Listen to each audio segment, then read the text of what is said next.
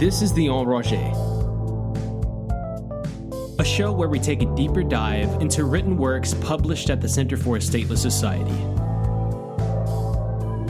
Join us as we give voice to the ideas challenging the vain phantoms that haunt our social reality and stand in the way of total liberation. For more information, visit c4ss.org. And to support this show or any of the other projects happening at the Center, please visit patreon.com/c4ss.org. Thank you for listening.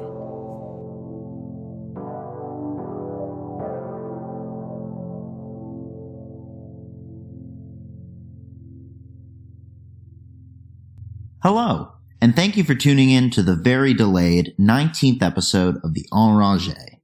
This is your host, Eric Fleischman. Today we'll be joined by Logan Marie Glitterbomb to discuss her article, Libraries Offer a Model for the Sharing Economy. A Catholic anarchist without adjectives, Logan Marie discovered anarchism through the punk scene in high school and went on to join the Industrial Workers of the World in college, where she studied theater arts. She is a former editor, writer, and co-publisher of the queer anarchist zine, Pink&amp, co-founder of the Libertarian Anti-Fascist Committee and the Libertarian Socialist Caucus of the Libertarian Party, member of the Libertarian Socialist Caucus of the DSA, co-founder of the anarchist Mardi Gras crew, Krewe de Main, and their festival Coup de Gras, and current organizer with the IWW's Freelance Journalists Union. She spends her free time performing comedy, cosplaying, and writing comics. Logan, welcome to the Enragé. Nice to be here. Yeah, how you doing? I'm doing okay. I'm doing okay. Nice. Same. I'm a little under the weather right now, but I think I'm just at the tail end of this cold. Well, I hope that you feel better. I hope that you'll feel better soon. Thank you. I appreciate it. It's mostly just congestion at this point. So before we begin talking about the article at hand, I want to give you a chance to announce the project that C4SS and Krewe de Main have been working on, Coup de Gras.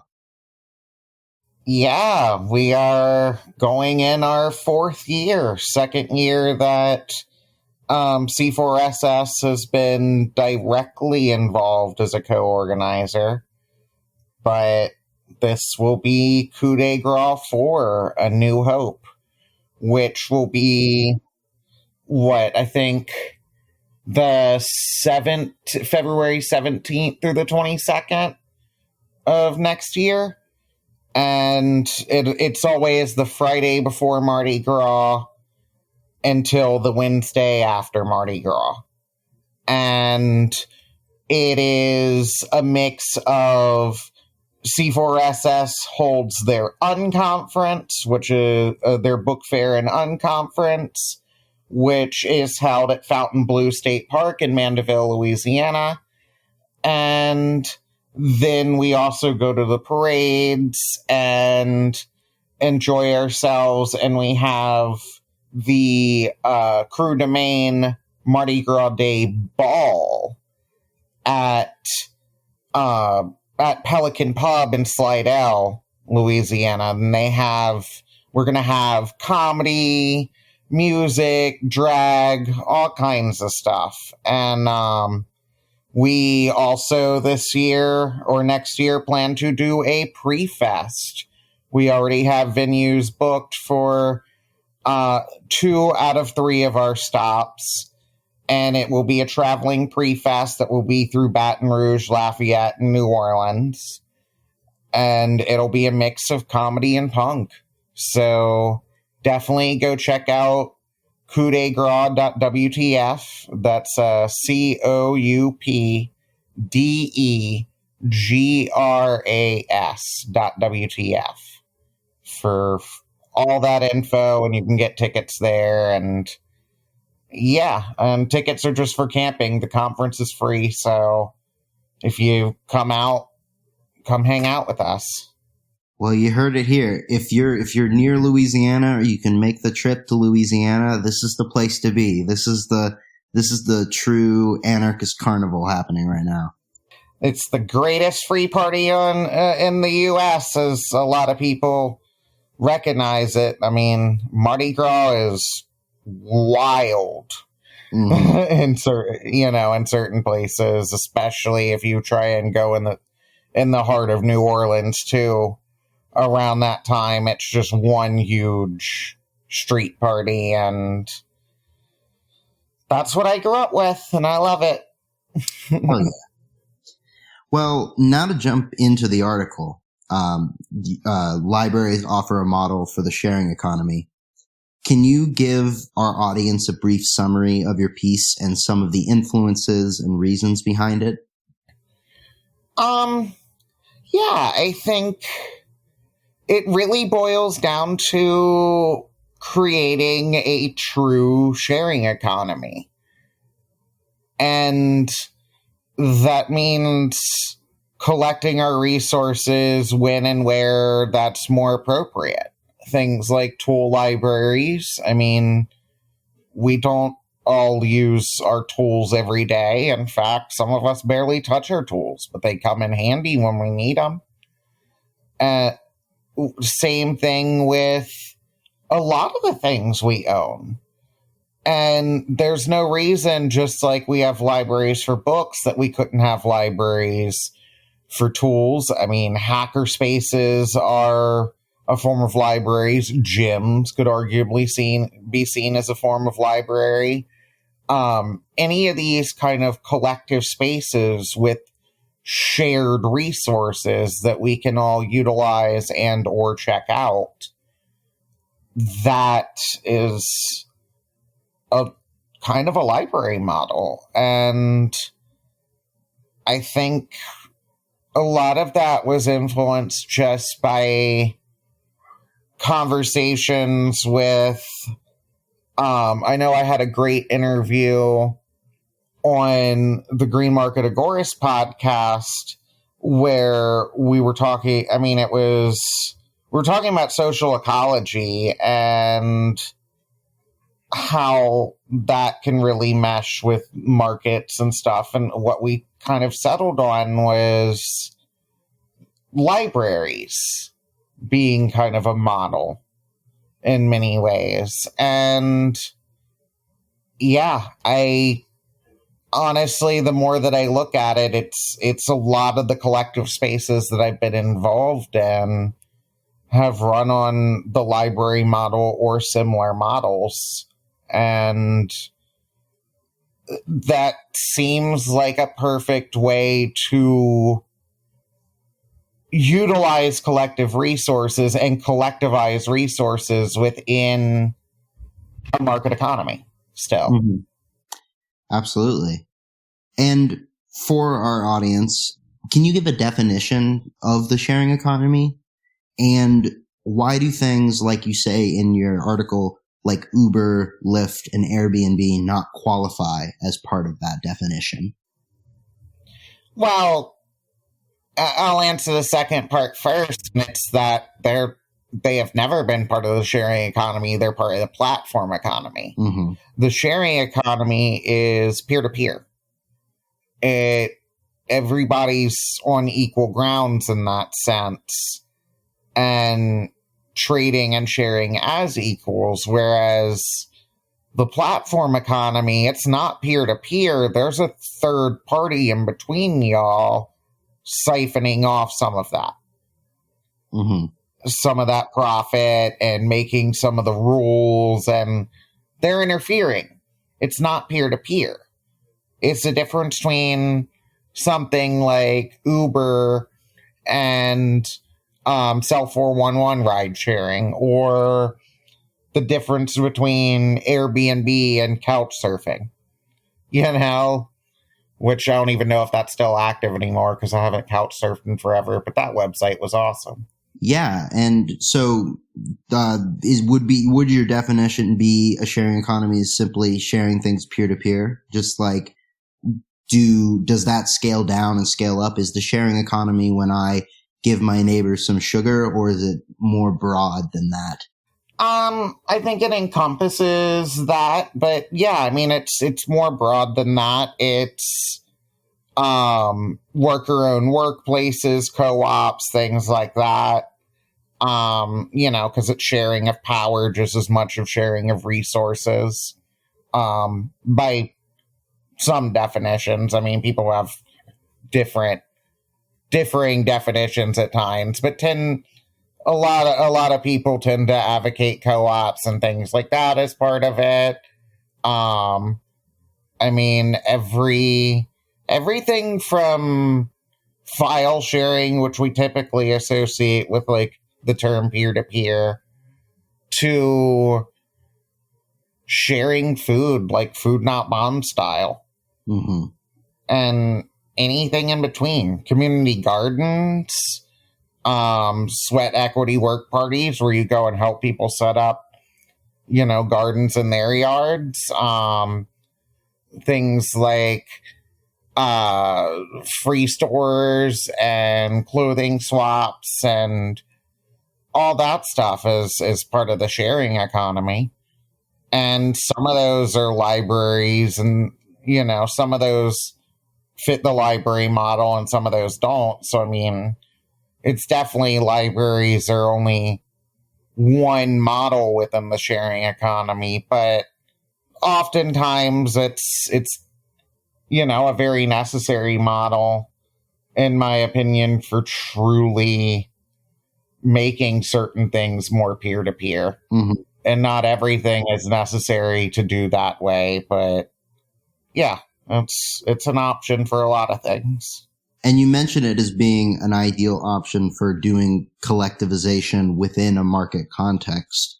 Is there a specific relationship or any kind of relationship between the sharing economy and left libertarianism, market anarchism, the kind of ideologies you see at Center for Stateless Society?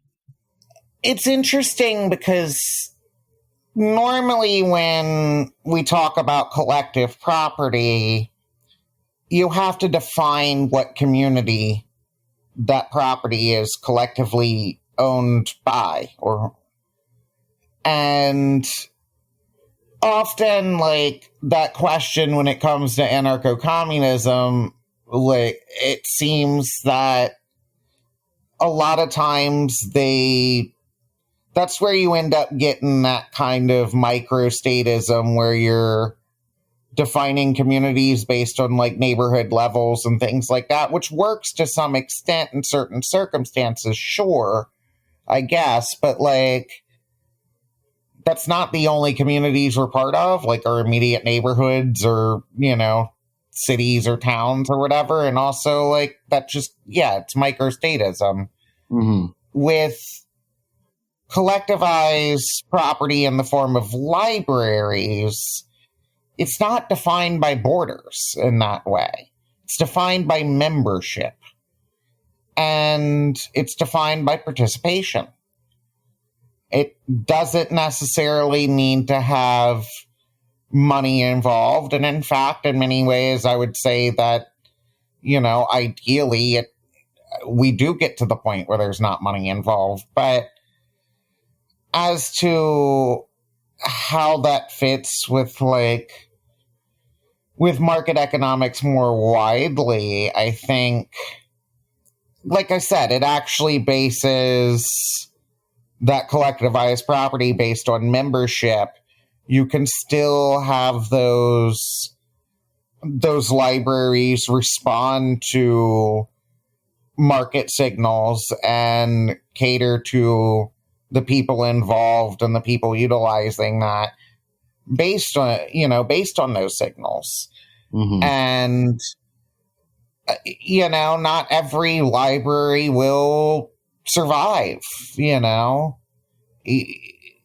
sure, but like, if libraries are useful and created by people for useful reasons, they will get utilized. If they're good models, they will get utilized. And in a freer market, in a truly freed market, we would actually be able to collectivize those things in ways that actually fit our needs better. There's a lot of,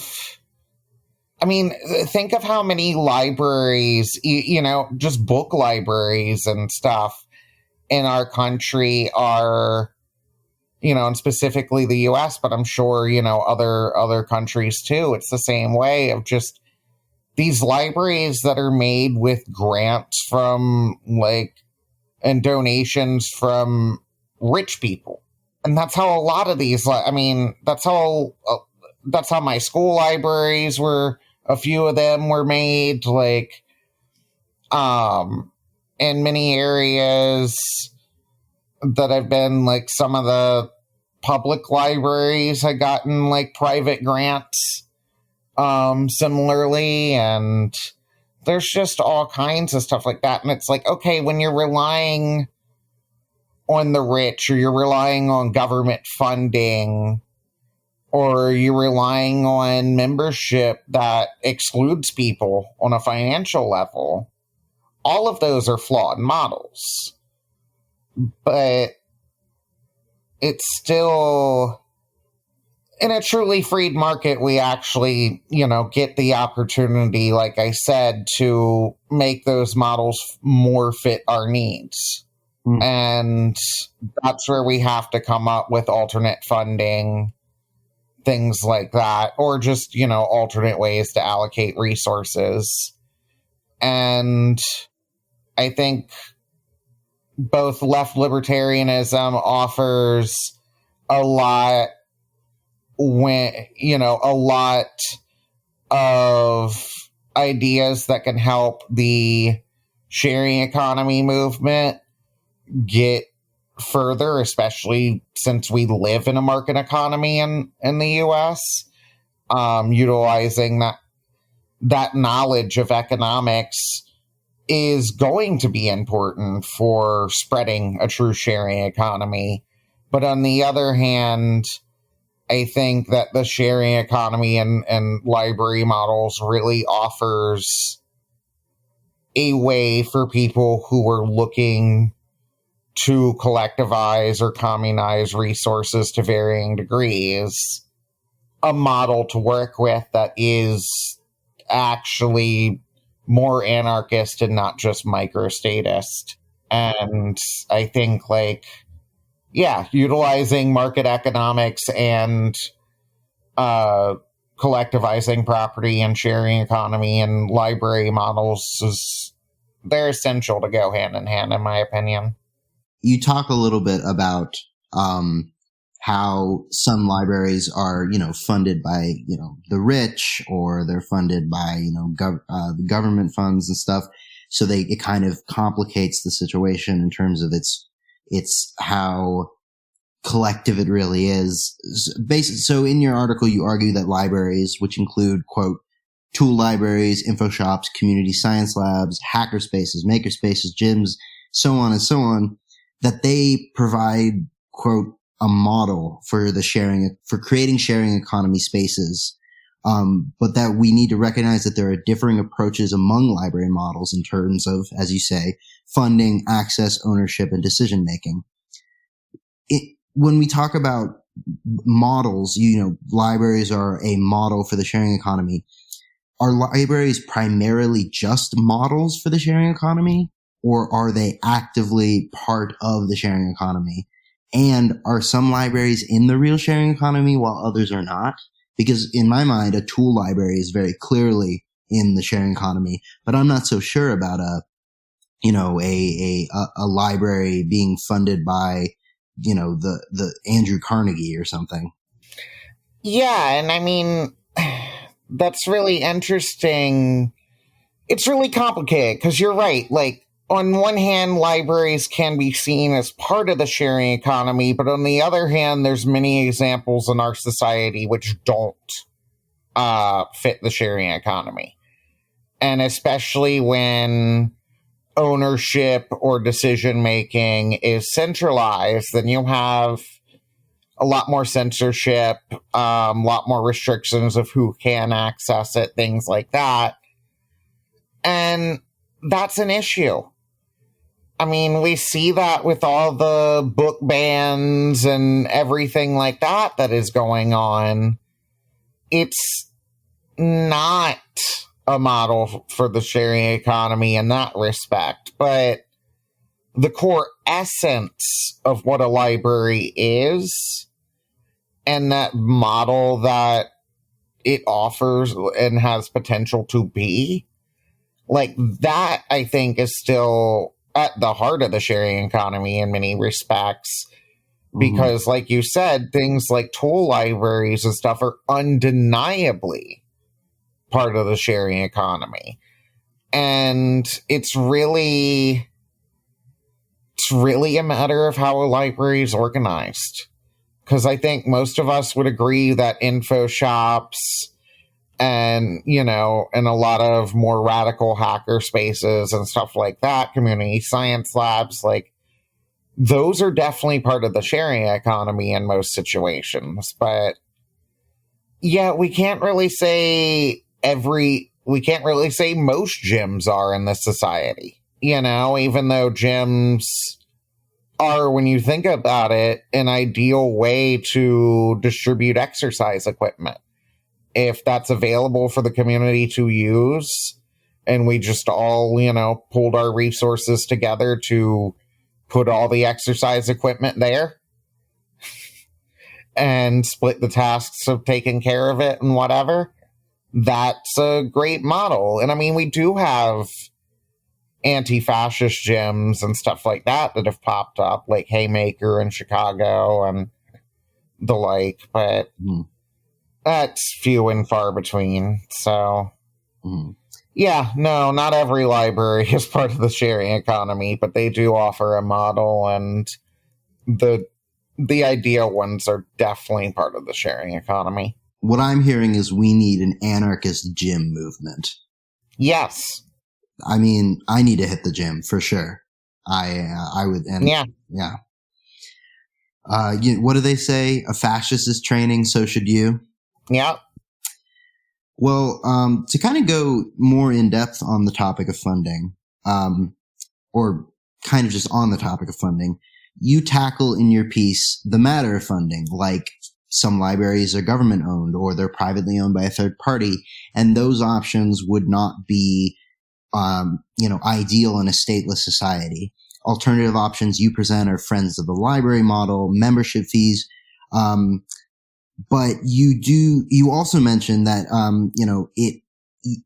it's important to continue to use, quote, these resources for their environmental benefits and cost effectiveness, and support worker organizing efforts within those libraries that are, governmentally owned, private owned.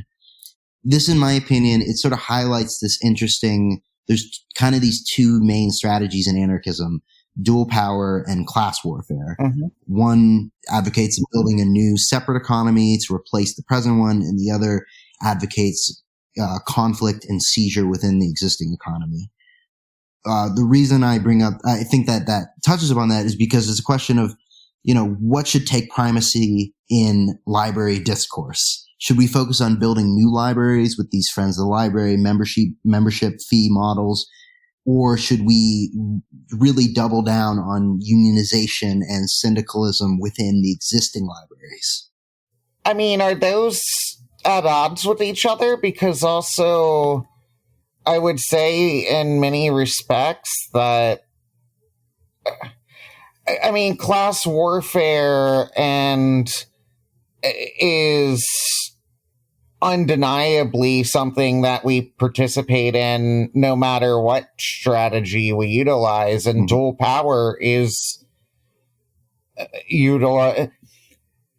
syndicalism is a form of dual power, and that's also a participation in class warfare. I mean, if we're trying to combat capitalism, that is class warfare, and dual power has usually been part of that strategy. So I really wouldn't say that they're at odds at all. I would say that both are the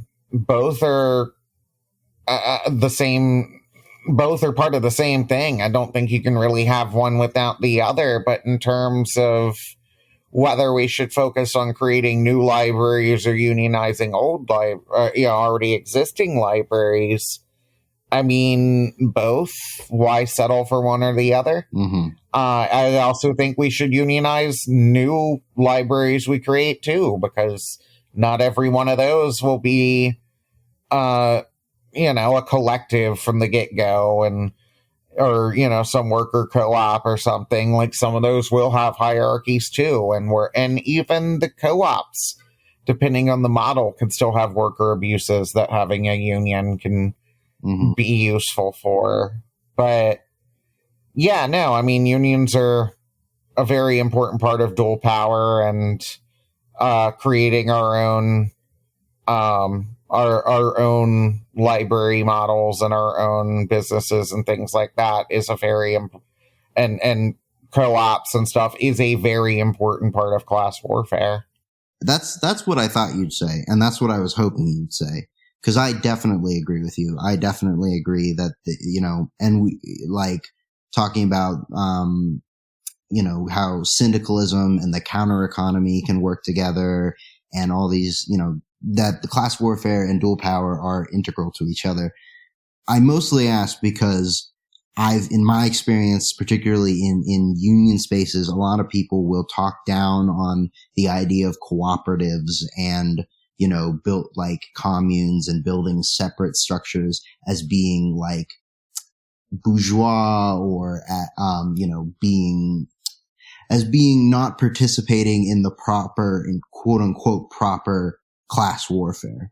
But I okay, but hasn't that always been a part of Marxism? Even like Richard Wolff and all them advocate that pretty regularly. Yeah, all the autonomists, like, it's not contradictory. It's always been part of, if you want workers to own the means of production, there are two strategies: seize it from a boss, or save up and grab your own through the market. Absolutely.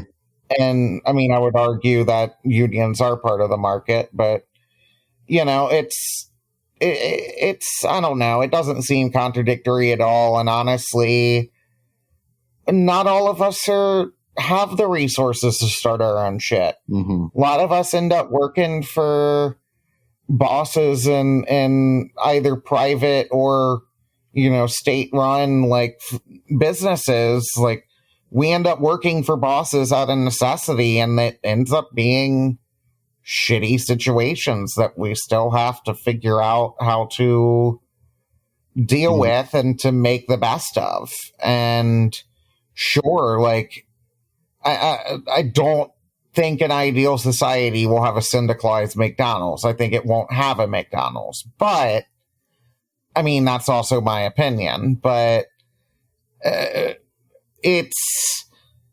don't know. It just, at the same time, there's still people working at McDonald's now, and they still matter, and they still deserve to make a living. So I don't really see, and I also don't really see many library models that we couldn't improve if we had workers take over. Yeah. Hell, hospitals, I would argue, are also a library model in some respects. Yeah, particularly if they were, properly owned without the middleman of management and, all the different licensing monopolies and stuff like that. If it were like a proper syndicalist hospital in a freed market, I think that would totally qualify as a library of medicine. Yeah, and I mean that the medical attendees, all the nurses and doctors and other professionals there, like, are they any different than, a librarian or something who is guiding you on how to use the library and like is helping provide their expertise where necessary? I mean, sure, it's a little bit more stringent of like, yeah, you can't just run around and touch everything in a hospital like you can in a library, but still, like, it's still a similar collectivization of resources in that way. And, and a collectivization of access if done right. Yeah, absolutely. And on the subject of cooperative ownership, so you talk about in this piece the sharing economy, but there's also the solidarity economy, so cooperatives, credit unions, community currencies, which contains many of the projects of the sharing economy, And then there's also the counter economy with black markets, tax evasion, off-the-grid living, gray markets, community currencies again. There's a lot of overlap between these concepts, and I think we've been touching upon that before. Do you think you could talk a little bit about how maybe these concepts relate to each other? And, can we build a sharing solidarity counter economy? I would say that by and large, my understanding of the solidarity economy is that it's more narrowly focused on certain aspects of the sharing economy. But, specifically things like unions, things like that, worker co-ops and the like, and kind of building up more worker control. But yeah, from what I can see, most of the projects involved in the solidarity economy are arguably sharing economy projects. And I don't really think I've seen any that aren't. So I think they go hand in hand. On the other hand, counter economics, we're not trying to build a counter economy. Mm-hmm. I mean, we are, but we aren't. We're utilizing counter economics within this system. Just like gray and black markets, our goal isn't to create a system of gray and black markets. That would imply that we make everything illegal. Our goal is to make everything white market and to abolish the gray and black markets, actually. And I think that kind of gets muddled because we utilize the gray and black markets under the current state capitalist regime as a means of counter economics. But counter economics has to have something to counter. Mm-hmm. So that's not the end goal, that's the tool. The sharing solidarity economy is the end goal. Gotcha. So I wouldn't really say that. I mean, we are trying to build a counter economy in the here and now. So I think, like, temporarily, yeah, it's a sharing solidarity counter economy that we're trying to build. But ultimately, we're trying to replace that with just a sharing solidarity economy. Absolutely. And what role, in terms of the present counter economy and what, whether we're trying to build it or network it, what role do libraries play in that, do you think? I mean, you see already things like tool libraries, community science labs. I think Omni Commons in the Bay Area is a really great project that even though I live on the other coast, I've thankfully gotten to go check out. But, I mean, they have a free school and, a science lab and a hacker space and a community theater and all kinds of resources that are able to be collectively utilized. I work in, I've worked in info shops and I've helped with hacker spaces and tool libraries and free stores and these types of things. And these are all counter-economic activities to some degree. I think all counter-economic activities, when utilized in hand with these things, have the ability to get us closer to where we want. I mean, not everything that's a library model is gray or black market, but I would argue that every bit of it is counter-economic if it's truly trying to expand the sharing economy. Like, I wouldn't say your little book library outside your house is like gray or black market, but it's definitely counter-economic in some sense. That makes sense. Kind of goes into the sort of question of vertical versus horizontal in counter economics. Yeah. Absolutely. So, you mentioned this, and we've talked a little bit about this, is libraries, specifically libraries of books, they're centers of social control, since they're points of access for information. This leads to people to point out that libraries built as part of gifts and grants from the rich and powerful, particularly Andrew Carnegie, who I mentioned earlier, are attempts at social control of the proletariat, expansion of Anglo-European cultural dominance. Even today, we're seeing state governments in Texas, Tennessee, attempting to control library access and, content for fear of critical race theory and gender critical ideology. In light of this, in light of the controversies right now, how should we approach building and restructuring libraries to promote a freer, more diverse society? You'll notice a lot of the people speaking out against this type of censorship in libraries are librarians. Mm-hmm. It's the people in charge who are doing these things, who are calling these shots. It's not usually the people working there. Mm-hmm. The people working there, if they actually had control over their workplaces, if these libraries actually had shared ownership by the workers and were co-ops, they wouldn't have nearly the censorship problem that they have now. Now, that doesn't mean that you won't have libraries that still decide to exclude certain things for whatever reasons. Like our, info shop over here doesn't have a bunch of right-wing political materials. Mm-hmm. And it's not censorship, it's just a leftist library. So I think that there will be different libraries and things like that cater to different needs, but I don't think there would be that kind of blatant censorship in that way. Now, therein lies the question of access of information.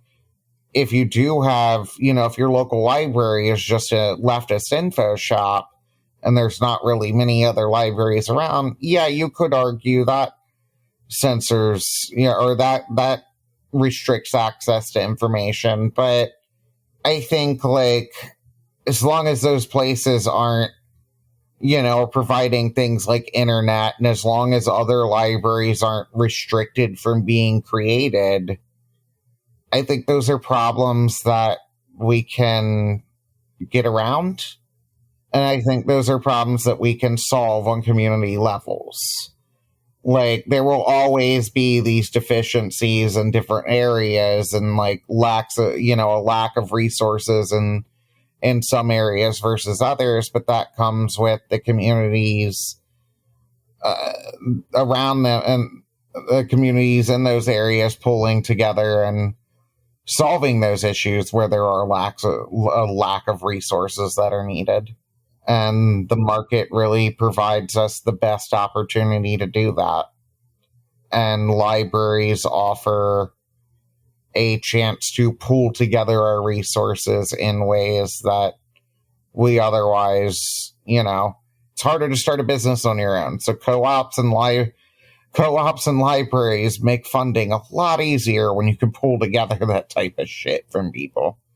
I mean, I think what you're saying, it just kind of goes to the heart of what you've been saying this whole time, is libraries are awesome, but they're more awesome if they're controlled by a shared community or the workers themselves. It's when you have the middleman, when you have the bureaucracy, when you have the state management, that's when it becomes corrupted from the great thing that libraries are. Exactly. And I love my local library over here. We have a good library system, good public library system. I don't want to see the local public library go away. That seems like a waste. I think we could just fund it better. I think we could turn it over to the workers. Yeah. And I go and support my local Friends of the Library book sales when they happen. And you know who else did? Carl fucking Hess. Carl fucking Like, you know, and there's other anarchists too that have expressed like love of the Friends of the Library and that model. And I think it does offer a model, at least in communities that are in societies that are utilizing money and stuff like that. And even in societies that aren't, like, you can sit there and figure out whatever else, like, those similar models to where you're pooling together resources as a community to fund these things. Mm-hmm. You know, whether financially or just with resources. And it doesn't have to be done by the government. People enjoy libraries and will do will do shit to keep them alive. And, you know, if libraries really want to survive too, they'll have to update. Like Cory Doctorow has talked about, if libraries really want to survive and be useful resources for the modern day, they need to not just have books and magazines and, you know, newspapers and CDs and DVDs and computers, but they need to have 3D printers. They need to have computer classes. They need to have, you know, different shit like that. Libraries need to become more maker spaces in many respects, and hacker spaces. And I think combining those type of things, especially as more people going into libraries to do research will sit there on the computer a little more than, you know, looking through the books, especially people who don't have internet access. I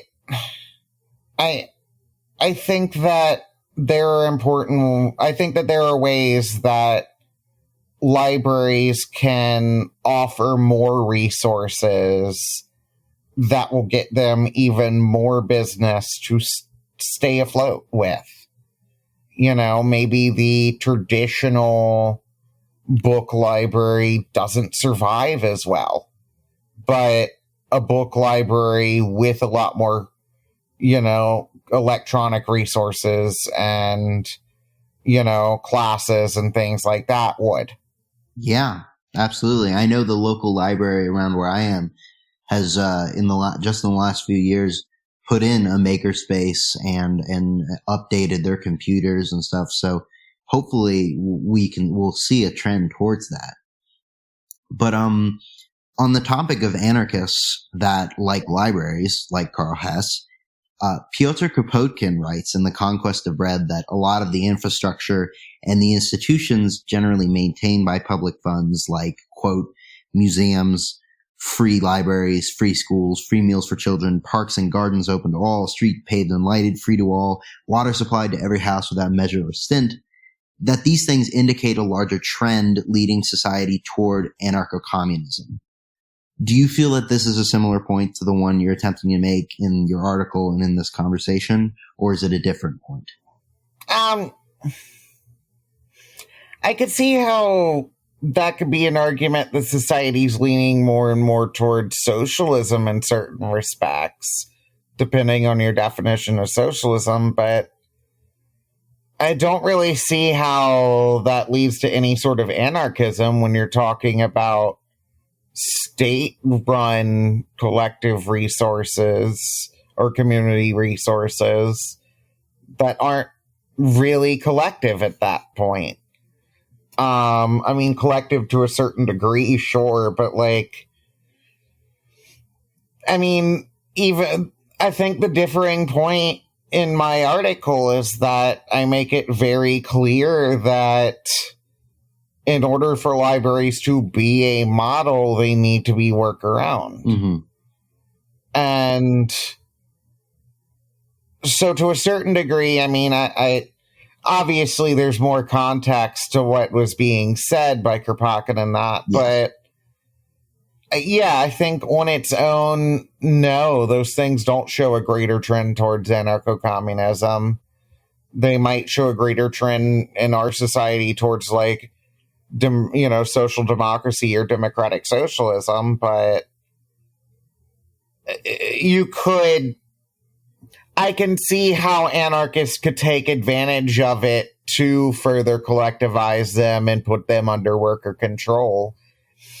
I could see both, just like this time, or just like we talked about before, I could see both options of creating alternatives to those resources and also taking over those resources through syndicalism. Mm-hmm.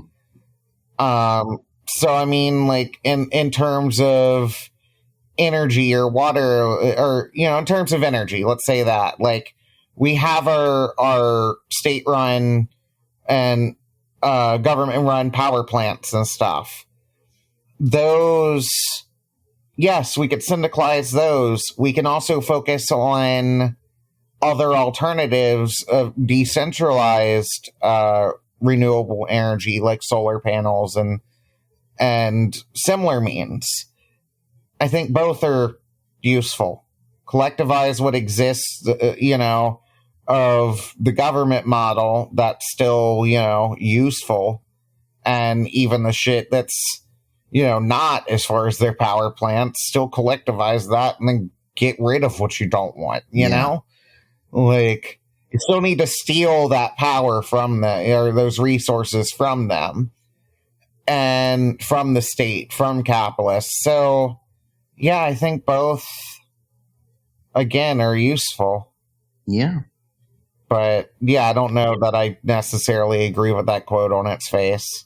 Gotcha. I don't see state-run resources as any more in our control than capitalist-run resources. Yeah. I think the main thing is I read your article and I was like, didn't Kropotkin say something like this? And I went looking for it and I wanted to see what your thoughts were on it. Yeah, no, and I could see how on the surface that those two, that those ideas could go hand in hand, and I don't disagree with the spirit of it in some ways, but nitpicking the finer details of it, I think that doesn't hold up. Yeah, absolutely. So for my kind of final main question, it's kind of more personal, and you've mentioned some of the libraries that exist in your life. What are some other libraries that you experience in your life, and do you interact with the sharing economy on a daily basis or a weekly basis or a monthly basis? Give us some insight. And those are two different questions, obviously, because, like, libraries are a very specific model within the sharing economy. Yes. But as far as library models, and I mean, again, not all of them are perfect, but the ones that I tend to interact with more regularly are my gym, the local info shop, the public library. There's a community hacker space, which is really more of a maker space, but,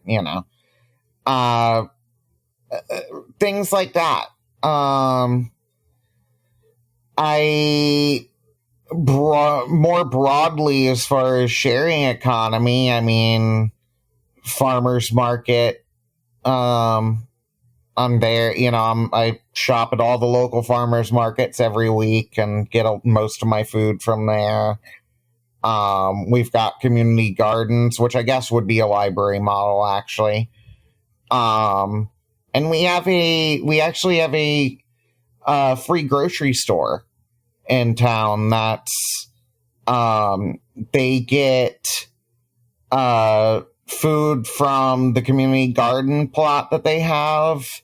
They get food gleaned from a bunch of the local farms, especially from our local, anarchist co-op farm, Siembra. And they get, donated food as well, and they dumpster dive. And all that food, anybody can sign up and they'll do deliveries. Arguably, that's a library of donated food. And there's the free store that a few of my friends started, and then I helped take over for a bit, and now some other friends of mine are running it. But I mean, that's basically a thrift store, but everybody could drop off donations for free, and anybody could take what they want for free.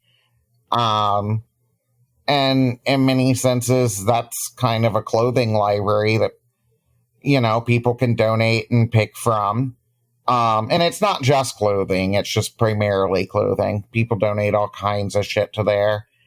But yeah, I mean, sharing economy wise, that's how I try and do a decent bit of my life. I try and focus on co-ops and at least, local businesses and stuff where I can.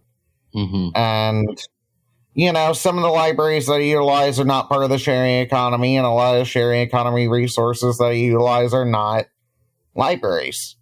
Like, I wouldn't say my gym is part of the sharing economy in any true sense. In the Vegas sense, we all share gym equipment. But it's not worker-owned. I don't own it. Like, I don't have any, control or say over things with my membership. Like, nothing. And shit, the dude who fucking owns it was campaigning against trans locker room rights. Oh, God. So, but, there's not many options for gyms anyway, so whatever. Yeah. Well, thank you for giving a little bit of an outline of all that. That's pretty much all I got for my main questions. Is there anything we haven't touched on in this interview you'd like to talk about? I mean, I just think that in addition to the solidarity economy, the sharing economy and, the counter economy currently as well, we need to look at the cyclical economy.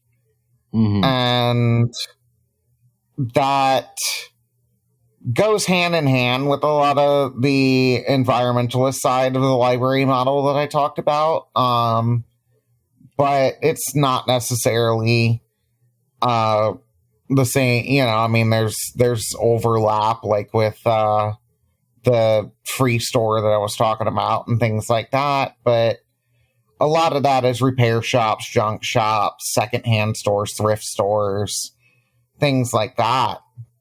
And I've been volunteering a lot with Repurpose Project here in Gainesville.